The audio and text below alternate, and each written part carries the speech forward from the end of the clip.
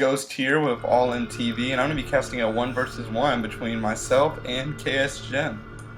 And I'm pretty sure he's ranked high silver on the ladder. No, he's ranked gold. He's ranked like late gold. He's like 80 in his gold league. And me, I'm going to placement match, which I believe after this placement match I should have gotten gold because I played fairly decent. I'm not going to spoil anything though, but yeah, I felt like I played fairly decent. I think I made a little bit of minor mistakes here and there, but it's not up to me since I'm around an upper silver player to make that. I'm just a caster. Okay, anyway, moving on. I just do a little bit of chatting right here. I'm basically talking that I used to play Zerg, which I really like to play Zerg every once in a while. It's a good off race, but I feel like Protoss is a much more organized race, and I feel like I can do a lot more creative builds with Toss. So that's why I switched to Toss this season. See, I'm chronoing, getting that one chrono on the probes. If y'all don't know, whenever you're doing a any gateway-oriented build, like a 3-gate expand, you usually want to save those chronos to get that warp gated tech out because it's very vital for Toss to get that warp gate tech. Anyway, we're seeing ksjin go for a 10 pull. I don't know why you'd go for a 10 pull unless you're putting on lots of pressure or do the extractor trick, which he didn't do. So obviously, he doesn't know what he's doing because he didn't do the extractor trick. Unless he's just doing a ton of pressure. I felt like he didn't though. But we'll have to wait and see. Like I said, it's been a while since this game's been played. I'm going for that gas a little bit. A little minor mishap. You usually want to get that gas right after the gateway, but I choked right there. Here I am scouting. I'm like, oh my gosh, early pull. Is I better be chronoing out that zealot, which it's very. You find yourself in an awkward position as Toss. You see this early pull. You see that he has quite a bit of drones. That's part what the 10 pull does because he gets up to that drone count pretty high, but yet he can still apply lots of pressure. As you can see, he's only producing 2 lanes though off it, which that wasn't very smart. Usually when you 10 pull, you want to produce lots of lanes and put on pressure. Because you get an early pull, but at the same time, excuse me, but at the same time, it's not really an all-in if it's a 10 pull. But if it's more of a 6 pull or 7 pull, it's definitely an all-in. But as you can see, he only produced 2 lanes, and now he's droning again. We both supply block ourselves right there, though. That's a little minor mishap. Should be an overlord on the way for him. Should be an overlord on the way. Should be a pylon on the way for me. Where's my pylon? Do I set up a proxy? No, let's see. Oh, he sent his 2 lanes. That's not going to do anything as I get my zealot in position. Where's that pylon? Oh, I know what it is. I'm saving up money for my gates. There it is. I'm setting up a proxy. And another thing is, whenever you're a Zerg player, this is a very vital spot to scout for proxies on Metalopolis because look, you can morph in on the low ground. It's just a very common spot for Protoss to do. I set up 2 because I was kind of supply blocked right there. And it's just a very good proxy spot, I believe. Now, he is going for the hatch at 17.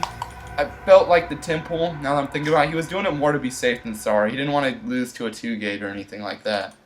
Although I felt like spine crawlers would have been better for a 14-15 if he was really trying to guard against early zealot pressure like this. As you can see, I'm chronoing out the cyber core. That means I'm probably, whenever you see a Protoss that's totally doing this, you 100% know there's going to be gateway play by the 7-minute mark. Whether it's a 3-gate expand, they'll put on a little pressure if they're any good, and they'll expand off it, or if it's a 4-gate, the expo will come a little bit later, but there will be more pressure, so you had to know. Like, if you scout this as Zerg, you know to put up like at least 2 spine crawlers at your base. Here I go, dropping all my gateways at once. I felt like this is a little late for my gateways. As you can see, the time right here is 40. And the time to finish one of these gateways would be around 45. It's getting a little bit off, but he already has his hatch up. I really want to hit him with this gateway pressure before this hatch begins to kick in. Because once they start mining, I'll show you the income tab. I don't want to fall behind in the macro too badly because I have been powering some drones. As you can see, still, like, the average 4-gater will cut at 20. I feel like if I keep powering drones, it won't be as an all-in as the most 4-gates are. As you can see, I'm just a little bit off at this 4-gate tech. Anyway, in his base, he does go for the Roach Warren, which as Zerg, it's vital to get the Roach Warren out early against Toss. It's just good against 4-gates, good against zealot pressure. It's just, the Roach Warren's so vital to get before you go to layer. Unless you scout a Stargate, which then you know that, oh shoot, time to do an ego chamber, pump out queens, go for that layer. He's been fairly good on these ejects, look at this. Only has 9 energy on that, look at that, that's very good. Now the thing is, I'm really concerned, okay, the queen's doing good, it's halfway done with that queen. As you can see, I'm moving out my zealots and sentries, you see it's around the 6-minute mark, usually this hits by the 7:30. Warping in ahead of time right here. It's kind of risky, but I believe he didn't scout this at all, or he'd be working on these pylons. And yet, still, look at this, a mistake by ksjin. He could be easily scouting this, but yet he doesn't. Okay, moving on over here to the Zerg's base. He's been droning way too heavily. There's a point when you got to say, okay, there you go. Now he's just now pumping out roaches. I know it's good to drone, but you need to figure out a time when to actually get an army out. Especially, most Zerg players need to know the 7-minute mark is the time for a 4-gate to really hit. Right now he's scouting with his Overseer. It might be just a tad bit too late. Also, another thing for those Protoss players watching, this is also a very good spot to put your pylon. That way you can see if they're going for some Nidus network play. Usually it's right there. Okay, see back. The 4-gate's just now pushing out. Here's some very good play by me, I guess. But see, now you see he droned way too heavily and forgot about his army. He's just now getting this hydrogen and the 4-gate is hitting.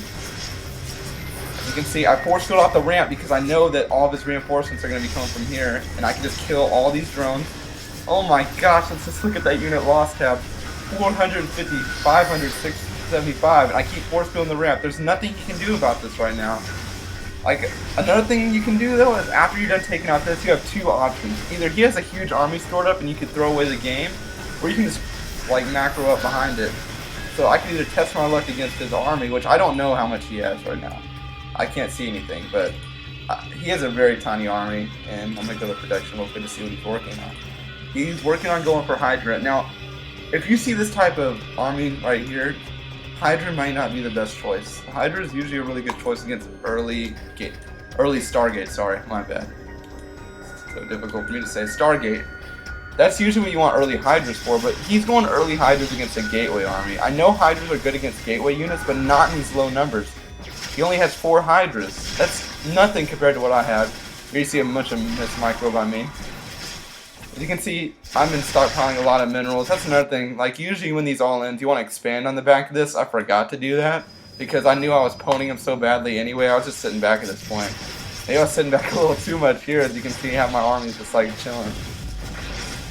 But as you can see, I've already won this game. I don't know what I was focused on. Losing a stalker was so pointless right there. I shouldn't have lost anything. I forced it off the ramp. Not the ramp. I forced it off from the drones, so these drones can't escape.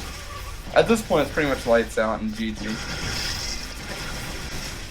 And all y'all, thanks for watching for this all-in TV cast. And the Ghost gonna be out once he GGs. Also, you can subscribe, and you can also tell me in the comments what I need to add to this cast to make it better or more efficient for you guys, because I don't know about the volume and stuff. Y'all can just tell me in the comments. Alright, I'm out.